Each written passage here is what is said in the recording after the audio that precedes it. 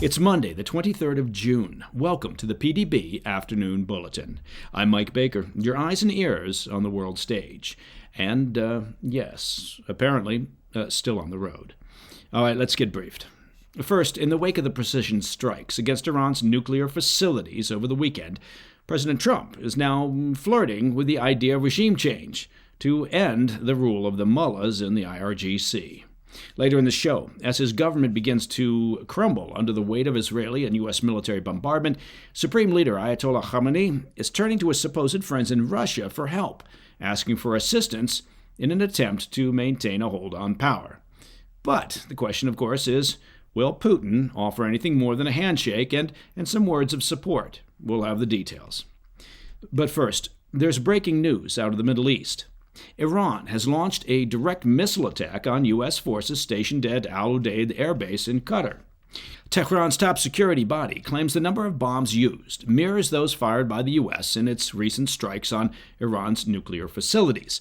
For now, while confirmed numbers are still pending, it appears that approximately 14 missiles are confirmed to have been launched. The Qatari Ministry of Defense says its air defenses successfully intercepted the missiles. No casualties have been reported. The base was reportedly mostly empty at the time, and Qatar had already closed its airspace as a precaution. Now, the New York Times is reporting that Qatar may have been tipped off in advance, suggesting the attack was possibly coordinated to avoid loss of life and any unnecessary escalation. Even so, Qatar has condemned the strike, calling it a, quote, flagrant violation of its sovereignty.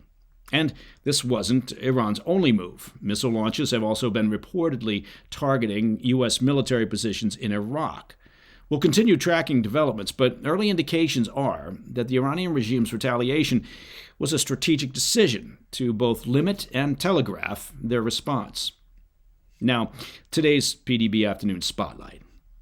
Following America's surprise strike on Iran's nuclear program, President Trump is now floating the possibility of regime change as Israel shifts their military focus to targeting Iran's government sites and domestic security apparatus.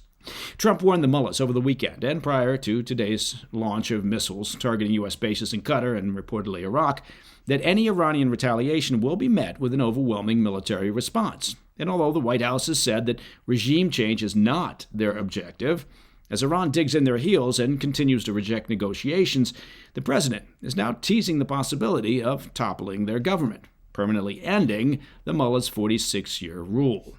In a post on Truth Social on Sunday, the president mused, quote, "It's not politically correct to use the term regime change, but if the current Iranian regime is unable to make Iran great again," which he put in all caps, so you know he meant it, "why wouldn't there be a regime change?" he said. MEGA. That's how he finished up his Truth Social post, with MEGA. Now, that, of course, is Trump's acronym for Make Iran Great Again. And that slogan, of course, will undoubtedly show up on ball caps all around Tehran soon. Trump's apparent warning to the mullahs comes as Israel shifts the focus of their military strikes towards targeting Iran's domestic security infrastructure due to Iran's continued targeting of Israeli civilians in missile attacks. On Monday, the IDF launched a torrent of strikes across the capital of Tehran, dropping more than 100 munition over the course of just 2 hours. That's according to a report from the New York Post. Israel's defense ministry said, quote, "The Iranian dictator will be punished with full force for attacking the Israeli home front," end quote. Among the targets hit were the headquarters of Barrage, that's the paramilitary volunteer militia within the Islamic Revolutionary Guard Corps, as well as the internal security headquarters of the IRGC. Now, notably, the Barrage are the force that handles internal protest within the Iranian population. The IDF also struck Iran's notoriously brutal Evin prison, where the regime has housed thousands of its opponents and critics since the Islamic Revolution in 1979. That strike on the prison reportedly blew open the front section, allowing an unknown number of political prisoners to flee. Israel's operations are now increasingly aimed at destabilizing the government of Supreme Leader Ayatollah Khamenei, potentially creating the conditions for an internal uprising against his longtime repressive regime. Israeli Defense Minister Israel Katz said Monday that the IDF is, quote, "currently striking with unprecedented force regime targets and governmental oppression entities in the heart of Tehran." He added, quote, "For every attack on the Israeli home front, the Iranian dictator will be punished, and the strikes will continue with full force." The actions come less than a week after Katz called Khamenei the modern Hitler and said the brutal dictator, quote, cannot continue to exist. The Ayatollah is now reportedly hiding in an underground bunker as he works to maintain a grip on power. All right. Just a quick heads up for our YouTube viewers. You know who you are. If this is your first time watching and you like what you see, hopefully you do, well, make sure to hit that subscribe button. We release 2 daily briefings during the week and our long-form weekend show, the PDB Situation Report. Subscribe now so you don't miss a single briefing. And for those of you listening on podcast platforms all over the podcast world, you can check out our YouTube channel. That's just go to @President's Daily Brief. It's that simple, @President's Daily Brief on YouTube. All right, coming up next, Supreme Leader Ayatollah Khamenei turns to his supposed friends in Russia to ask for assistance. But will the Putin regime respond meaningfully to their beleaguered ally? I'll be right back. Hey, Mike Baker here. Now, most people know me as a former CIA dude, a businessman, and of course a podcast host. But did you know I'm actually quite the expert on personal hygiene? That's right. So let's talk about sweat, shall we? Now, you ever step outside and feel like you're instantly drenched in sweat? You know what I'm talking about. It's hot, it's humid, and it's like no matter what you do, the sweat doesn't stop. Well, there is a solution. Introducing the Mando Deodorant Plus Sweat Control Solid Stick. It's not your average deodorant. It's clinical strength, and it's delivering twice the sweat control compared to standard formulas. One swipe, and you're good to go with clinical strength sweat control. And Mando's starter pack, well, frankly, it's great for new customers. It comes with a solid stick deodorant, the cream tube deodorant, and 2 free products of your choice, like the mini body wash and deodorant wipes.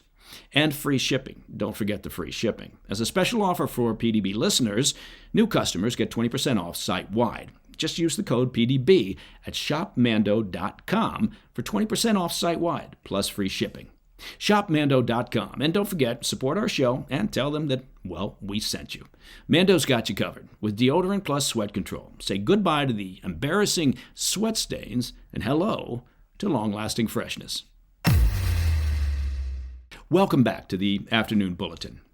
In the wake of this weekend's strikes, Supreme Leader Ayatollah Khamenei has turned to Moscow, dispatching his top diplomat in a bid to rally support from their ally.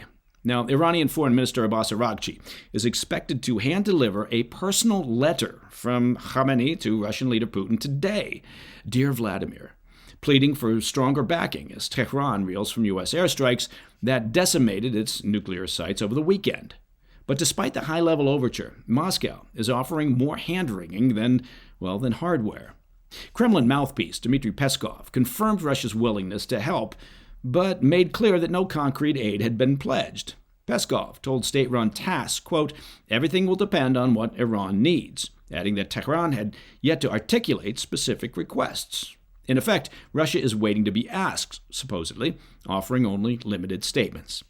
As we've reported here on the PDB, President Trump and Israeli officials have openly floated the idea of regime change and even the assassination of Khamenei. And those are moves that have set off alarm bells inside the Kremlin. Putin has condemned Israeli airstrikes, but has yet to say a word about the U.S. bombardment. Instead, the Kremlin continues to push its usual fallback of offering mediation over Iran's nuclear program, because, as we all know, Putin loves nothing more than peace. But inside the Kremlin, some Russian lawmakers have reportedly urged the delivery of advanced air defense systems and intelligence support, much like what the U.S. has provided to Ukraine. But Putin, already neck-deep in his 3-year invasion with Kyiv, seems reluctant to pick a second fight with Washington. And while Moscow has bought weapons from Iran for its war in Ukraine and loves to boast about its special recent 20-year strategic partnership with Tehran, it's becoming increasingly clear that this alliance is more symbolic than binding. There's no mutual defense clause, no clear red lines, and so far, no meaningful aid. Meanwhile, Putin has reportedly secured assurances from Israel that Russian contractors working on 2 new reactors at Iran's Bushehr nuclear site will be left alone in any future attacks. A meeting between Putin and Araghchi is still expected, but whether that amounts to anything beyond rhetoric, well, that remains to be seen. At the UN Security Council on Sunday, Russia, China, and Pakistan joined forces to push for an emergency resolution, demanding an immediate ceasefire following the American airstrikes on the Islamic regime's 3 nuclear facilities. Former Russian President Dmitry Medvedev, now deputy head of the Security Council, took to X with his usual fire and fury and bizarre statements, declaring that Iran would proceed with its nuclear weapons program regardless, and even hinting that unnamed nations are ready to provide Tehran with warheads outright. But as we know, well, Medvedev has never met a nuclear saber that he's not willing to rattle. His go-to move is to threaten the use of nukes. He's like the Russian Dr. Strangelove, but without the one-gloved hand and the cool sunglasses. And that, my friends, is the PDB Afternoon Bulletin for Monday, the 23rd of June. If you have any questions or comments, please reach out to me at pdb@thefirsttv.com. And of course, as I'm sure you know, to listen to the show ad-free, just become a premium member of the President's Daily Brief by visiting pdbpremium.com. I'm Mike Baker, and I'll be back tomorrow. Until then, stay informed, stay safe, stay cool.